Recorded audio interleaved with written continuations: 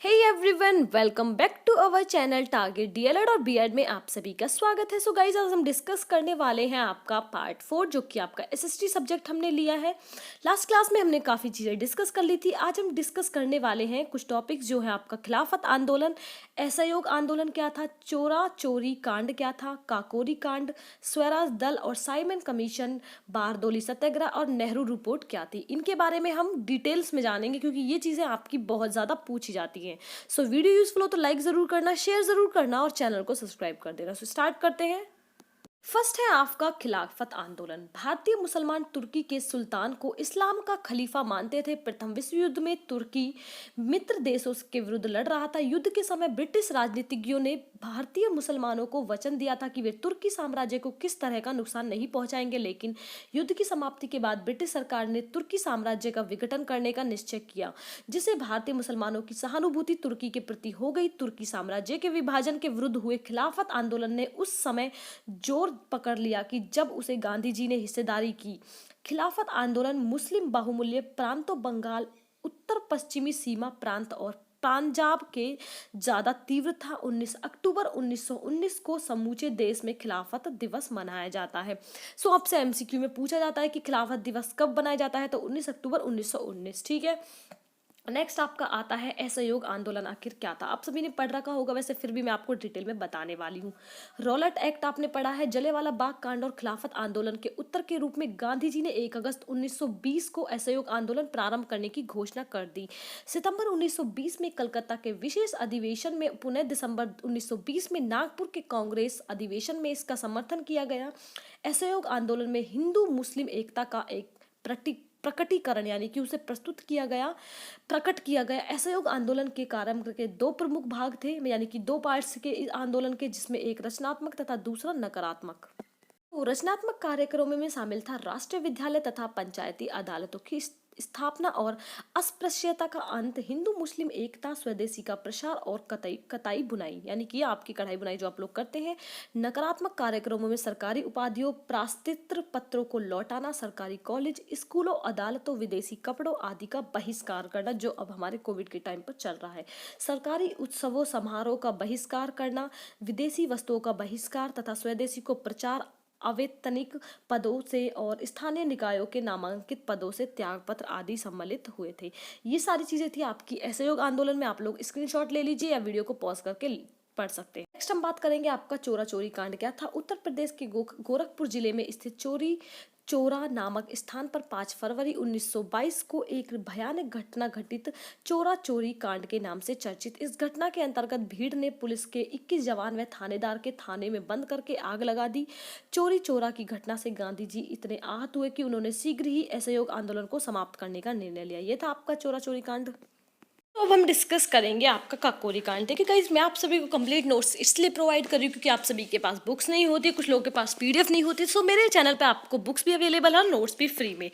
अक्टूबर 1924 में सचिंद्र सान्याल ने, रामप्रसाद बिस्मिल्ला ने, चंद्रशेखर आजाद ने कानपुर में क्रांतिकारी संस्था हिंदुस्तान रिपब्लिकन एसोसिएशन की स्थापना की। हिंदुस्तान रिपब्लिकन एसोसिएशन के उद्देश्यों में शामिल था संगठित सशस्त्र क्रांति के द्वारा ब्रिटिश सत्ता को समाप्त कर एक संघीय गणतंत्र की स्थापना की जाए, जिसे संयुक्त राज्य भारत कहा जाएगा।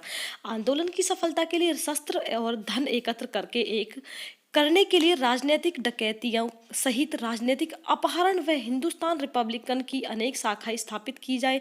उपयुक्त उद्देश्यों को पूरा करने के लिए इनके द्वारा 9 अगस्त 1925 को उत्तर रेलवे के लखनऊ सहारनपुर संभाग के काकोरी नामक स्थान पर 8 डाउन ट्रेन पर डकैती डालकर सरकारी खजाने को लूट लिया गया। यह घटना काकोरी कांड के नाम से प्रसिद्ध हुई। सरकार ने समूचे षड्यंत्र का पता और 29 क्रांतिकारियों को गिरफ्तार किया, जिसे रामप्रसाद बिस्मिल्ला और आपका अशफाकुल्ला, रोशनलाल, राजेंद्र लहड़ी आदि पर मुकदमा चलाकर फांसी दे दी गई। काकोरी कांड में हिंदुस्तान रिपब्लिकन एसोसिएशन के चंद्रशेखर आजाद को छोड़कर सभी सदस्यों की गिरफ्तारी से संगठन का अस्तित्व समाप्त हो गया। सो ये था आपका काकोरी कांड। आई होप आप सभी समझ गए हैं। बात करते हैं आपका स्वराज दल क्या होता है। मार्च 1923 में चित्तरंजन दास और मोतीलाल नेहरू ने मिलकर इलाहाबाद में एक सम्मेलन कर दिया, स्वराज दल की स्थापना की।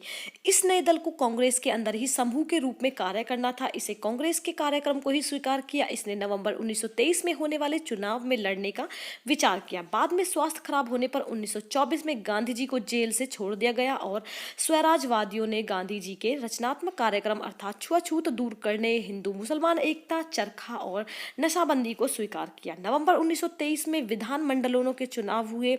स्वराज दल को इससे अच्छी सफलता मिली। केंद्रीय विधानमंडल और सेंट्रल प्रोविंसेस उनके चुने गए और सदस्यों को स्पष्ट बहुमत मिला। बंगाल में बहुमत न मिलने पर भी एक मजबूत दल के रूप में सामने आए। अन्य प्रांतों में कुछ सीटें मिली। केंद्रीय विधानमंडल के स्वराज दल के नेता मोतीलाल नेहरू थे। ये सारी चीजें आपकी थी स्वराज दल के बारे में। अब हम डिस्कस करेंगे आपसे। अब हम बात करेंगे साइमन कमीशन क्या थी। 1919 के एक्ट में यह प्रावधान भी था कि 10 वर्ष के बाद यह देखा जाएगा कि वर्तमान एक्ट कहां तक उपयोगी साबित हुआ। अतः यह जांच आयोग 1929 में बैठना था। ठीक है, इंग्लैंड की बदलती हुई परिस्थितियों के कारण वहां ही अनुदार पार्टी ने यह कमीशन 1927 के अर्थात 2 वर्ष पहले नियुक्त कर दिया था।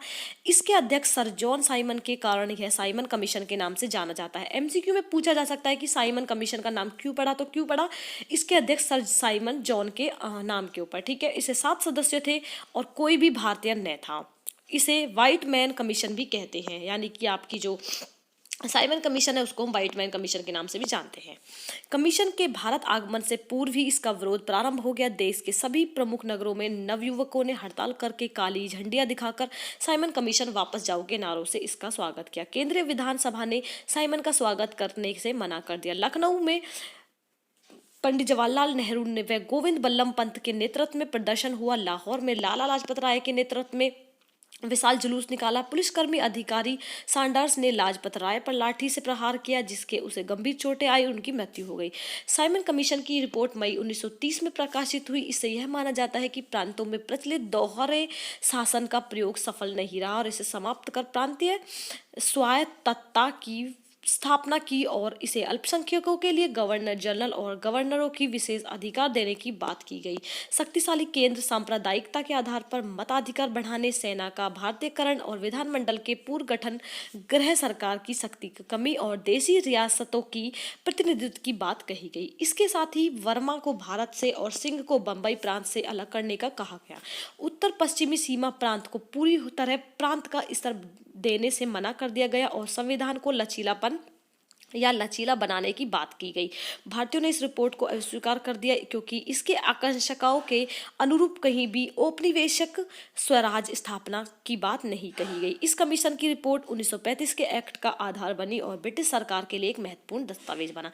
ये थी आपकी साइमन कमीशन। आप लोग डिटेल्स में पढ़ लीजिए, इसको सारा आपको मिल सकता है। देखिए गाइस, एसएसटी में ऐसा कुछ भी समझाने जैसा नहीं है। आपको सारे डिटेल्स में नोट्स समझा रही हूँ, बोलकर पढ़ा रही हूँ, जो भी हार्ड वर्ड है उनकी एक्सप्लेन करनी हूँ। अब बात करते हैं आपका बारदोली सत्याग्रह क्या था।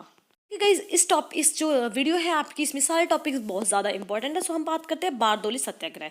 सूरत यानी कि गुजरात के बारदोली तालुक ने 1928 में किसानों द्वारा लगान व अदागई का आंदोलन चलाया गया। बारदोली किसान सत्याग्रह का नेतृत्व वल्लभ भाई पटेल ने संभाला।